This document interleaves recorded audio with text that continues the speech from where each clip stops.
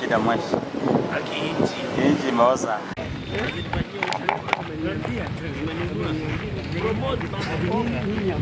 Hata nyinyi mnacheza na zafanya radi hapo katikati ya town. Usalamiwa wananchi.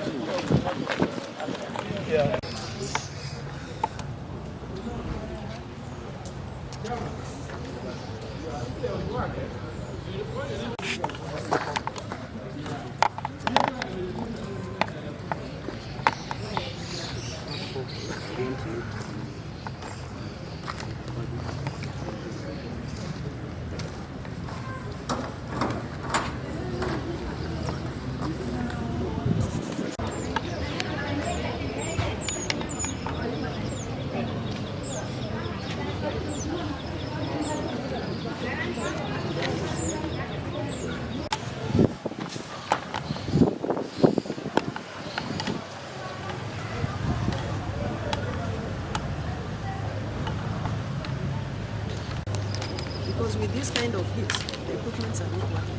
We are still accommodating or admitting bodies. Yeah? Does it make sense? Well, actually, it's not. I'm not sure. It's not Silwakata.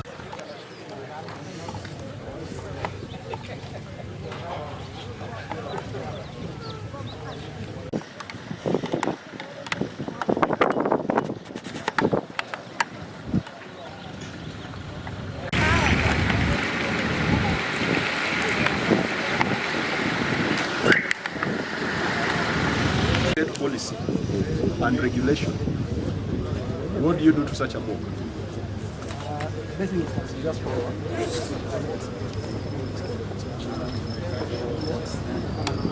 now, I do What is the challenge? Is it a repair or a replacement issue? Yeah, it was more of a repairs, but we did actually it's rare that we did the tenders and they were opened.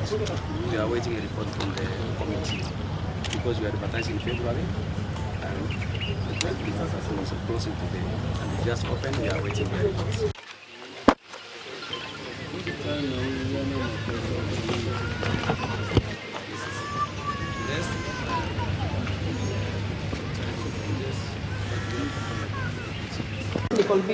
Yes, so those have done the design and they have done it. Aya, muko tayari? So I can say a few in English alafu senator aseme kwa Kiswahili. Najua Luo language is English language au Kiswahili. Mtata was saying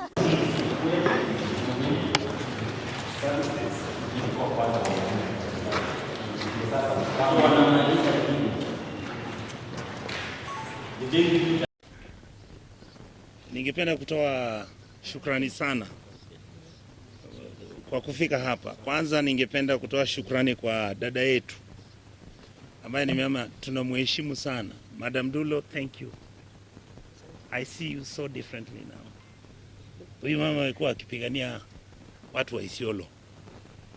Mheshimiwa Guyo namjua. Ningependa kumtumia barua pepe. Governor, have mercy on your people.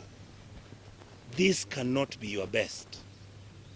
I know you are a Nairobi guy. I know you've gotten this job. Look at how beautiful this place is. Yes. But it's destitute. Yes. We come to oversight you, you run away. You go with your MCAs. You are saying the Senate doesn't have any powers to come and oversight you. If you are not careful, you are going home in the next 6 months. Watch what we are saying. Ndugu zangu watu wa Isiolo, nimeshukuru sana kufika hapa. Hii ndio mara yangu ya kwanza Isiolo. Na nilipokuwa nakuja ni area ambayo unaangalia na unafurahia tu, hii milima nini iko sawa. Lakini ukiingia ndani ni kama mtu mwenye amenona kwa ajili ya minyoo kwa tumbo. So kuna shida nyingi hapa.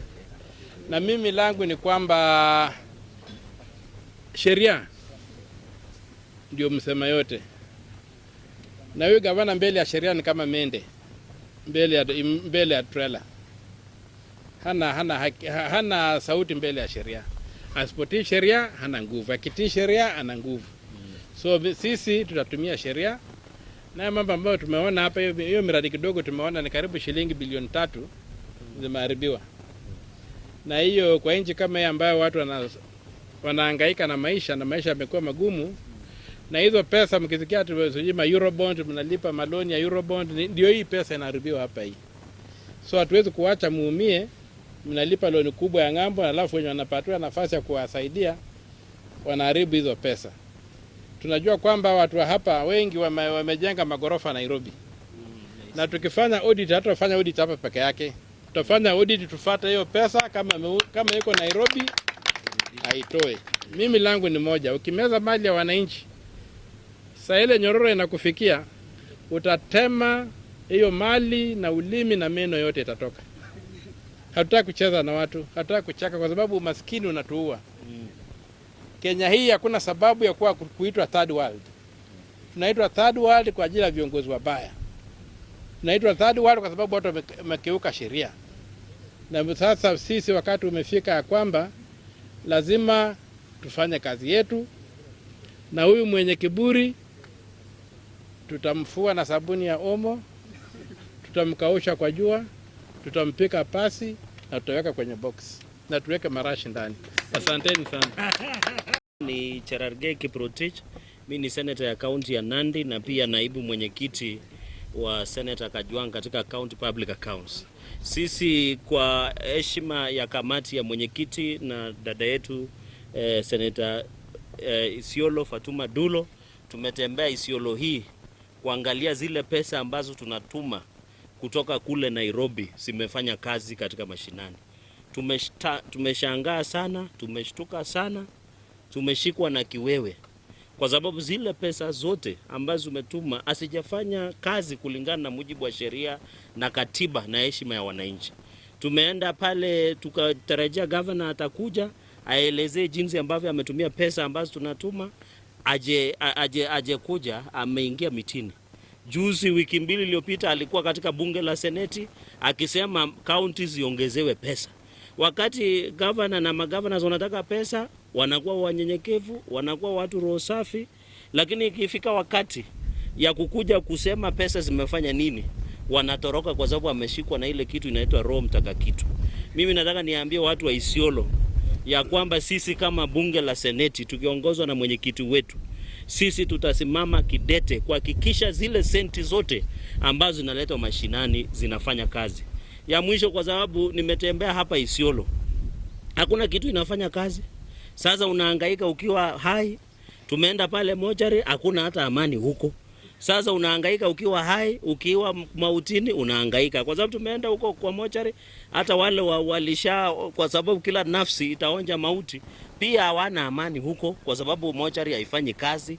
Sasa tunashangaa hii ni kaunti gani? Na nataka niungane na ndugu amesema ya kwamba ikiwa na chairman amesema ikiwa governor hata kuja kuelezea, sisi kama bunge la seneti tuko na power ya kwanza kudemand suspension ya county government na county executive ya hapa Isiolo county government, ama tusimamishe zile hela, kwa sababu kama hizo hela zinakuja inaingia kwa mfuko ya mtu na wananchi wa Isiolo hawana kazi, hawana dawa, hawana basari, hawana barabara, hawana maji, then ni kinaya sana, itakuwa na maana kama sisi bunge la seneti tusukume pesa mashinani.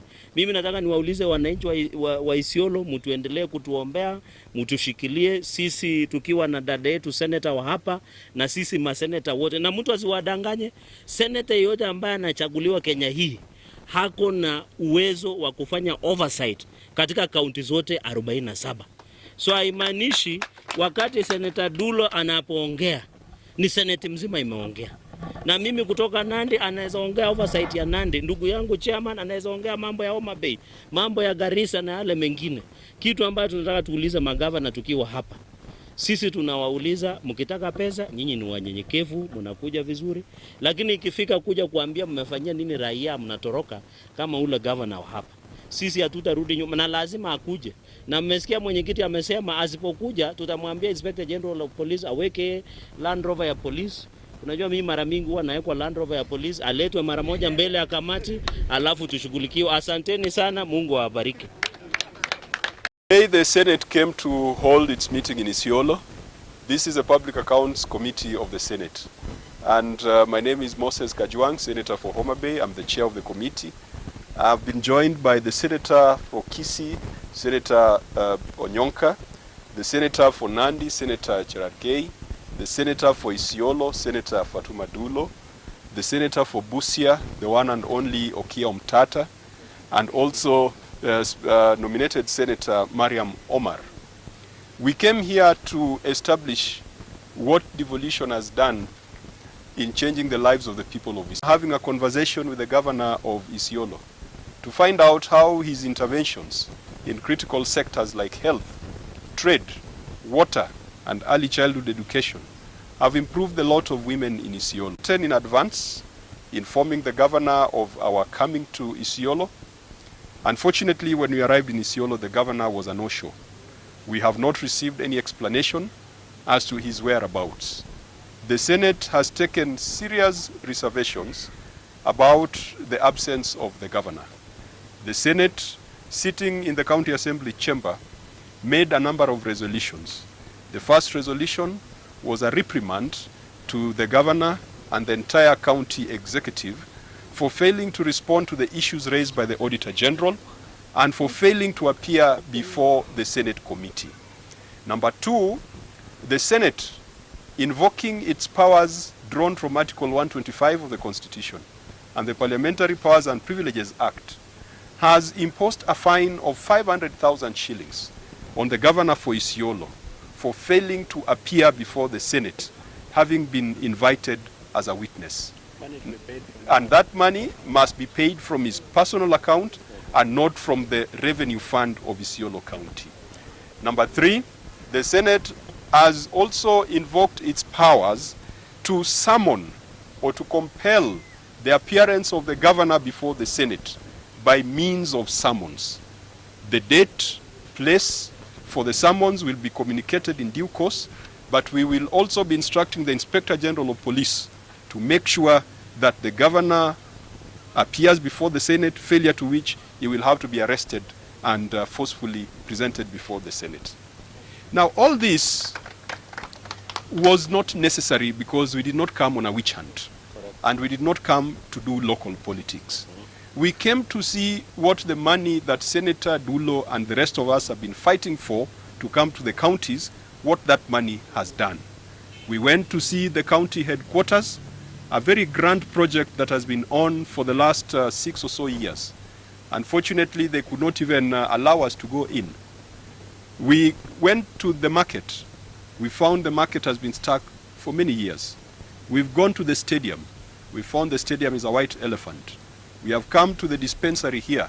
We have found that it has become a slaughterhouse rather than a place for treatment of patients. We have gone to the mortuary. We have found that you have a mortuary where even the cooling systems are not working. And they were blaming us for turning off electricity, saying that it was working before we came. This is not the promise and dream of devolution. The people of Isiolo are Kenyans. They deserve better. They deserve quality health care at the same level as the people of Kisii and the people of Nandi. The boys and girls of Isiolo deserve their talents to be nurtured the same way as the people of Homabay through provision of facilities like stadia. The women of Isiolo do not need to walk long distances to go to hospital.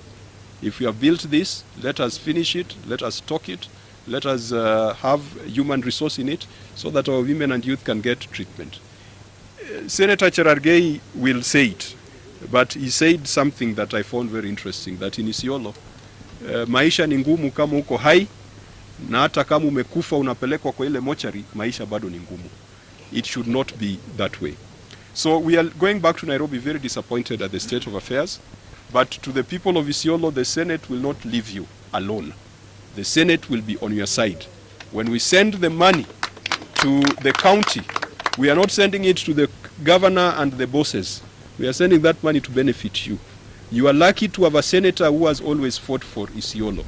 That county headquarters that is told, it is Senator Dulo who fought for Isiolo to be among the counties that were benefiting from that conditional allocation. The county assembly, the ones who have disappeared on us today, it is Senator Dulo who fought for the county assembly to get an additional 60 million for them to complete their premises. When the politics of one man, one shilling, one vote was there in the last parliament, it is Senator Dulo, alongside other gallant senators, who stood firm to ensure that Isiolo was not losing out on revenue. If Senator Dulo wouldn't have spoken out, Isiolo would be receiving 2 billion Kenya shillings, not 4 billion Kenya shillings. The Senate exists to protect and defend the interests of counties and their governments, but where the county government's interest is at odds with the interests of the citizens, the Senate will stand with the citizens and will call out the county government. And the county government is the assembly and the executive. Leo wamepotelea mitini, hatujawaona, and as they say in English, the guilty is afraid. And why would they be afraid? They should only be afraid if they are committing illegalities, if they are stealing, if they are doing all sorts of bad things here in Isiolo. Finally, we have declared Isiolo a crime scene because there's nothing that we have seen that seems to be working. Being a crime scene, we will be calling the EACC to come here, the Office of the Auditor General, the Directorate of Criminal Investigation, and if these organizations cannot make sure that resources are properly utilized, Senator Mtata has advised us that we could still push for either dissolution of this county government or push for suspension or stoppage of funds to Isiolo County. Assembly mumewachagua, hawa ndio wanafaa kufanya oversight ile ambayo inaitwa primary. Nimewaelezea mara nyingi. Lakini utaona assembly badala ya kufanya oversight, kazi yao ni kwenda Dubai trip. The whole assembly inafungwa. Wako Mombasa sasa. Na hiyo pesa ni yenu, mochari haifanyi kazi, hospitali haina madawa. Juzi wameenda wote Mombasa. Hiyo ni pesa yenu. Na nyinyi mko na shida chungu nzima. Hii ni dispensary ambayo imekuwa hapa muda mrefu. Hiyo pesa wameenda naye Dubai ingebadilisha hapa. Ndio mupate matibabu. Kwa sababu najua wamama wa Mwangaza usiku wakijifungua huwa wanapata tatizo wa kwenda mpaka general. Tumekubaliana? Na kama hapa itatengezwa wangeweza kujisaidia. Wiki mbili zilizopita nimeenda kuangalia mochari. Haikuwa nafanya kazi. Watu wanajitokeza, assembly inasema inafanya kazi. Wengine executive wanasema inafanya kazi. Tumeenda leo tumejionea, si mimi peke yangu. Tumeenda na wao wote. Wameona haifanyi kazi. Harufu ni ya kuua. Vile ambavyo hawa senators wamesema, sisi wa Afrika huwa tunakuwa na heshima na yule ambaye amefariki. Lakini katika Isiolo hiyo heshima haipo. Na hiyo yote ni sababu nyinyi mnapigishwa siasa usiku mchana na mnakubali hiyo siasa na hamtaki kuitisha huduma. Tumeelewana? So kwa hivyo mimi ningependa kuwaambia msitumike. Vijana kwanza mkijua budget yenu ya youths ya sports zinatolewa, kwa hiyo budget inapelekwa emergency fund. Wamama pesa zao za biashara inatolewa katika budget inapelekwa emergency fund. PWDs budget yao inatolewa supplementary inapelekwa emergency fund. Na hiyo emergency fund sidhani kama ni emergency fund, inaenda kwa mfuko ya watu fulani. Lakini nyinyi mkielezwa hamtakubali. So kwa hivyo badili nyinyi mjipiganie, museme haki yetu ya budget yetu iko wapi. Mnaambiwa Fatuma anapiga sijui governor, anakataza yeye kufanya kazi, sijui anafanya nini. Mimi ninalipa mshahara. Na watoto wangu wako na hospitali cover ya parliament. Nani anaumia hapa? Ni nyinyi.